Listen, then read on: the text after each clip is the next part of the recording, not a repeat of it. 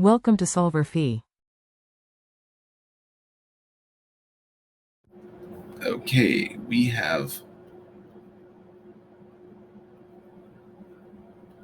the following substrate, and we are going to react it with BH3 and THF, followed up with hydrogen peroxide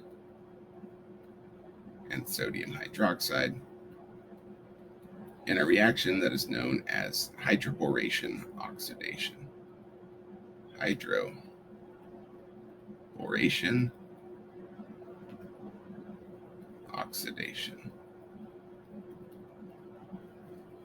And if you recall, hydroboration oxidation takes an alkene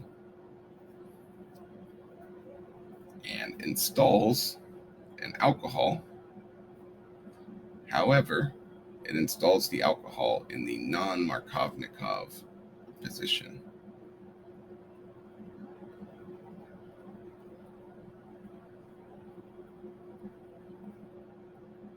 Rather than the more typical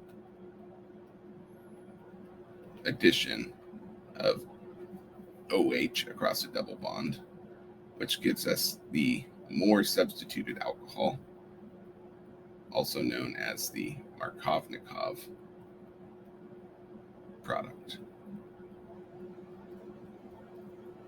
Okay, so then we simply need to add an OH across this double bond, and we need that to be the non-Markovnikov addition. So note that we have a primary carbon here and a secondary carbon here, or you could say secondary and tertiary. In either case, this carbon, which I will denote in blue and the other in red, the blue carbon is less substituted than the red carbon, right? So the non-Markovnikov alcohol would place our OH on the less substituted carbon, which then means that the final product for this reaction should simply be redrawing the substrate without the double bond and putting an OH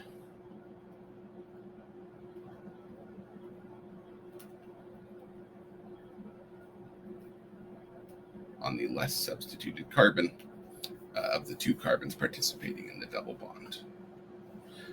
You may be asking yourself, well, what about these double bonds?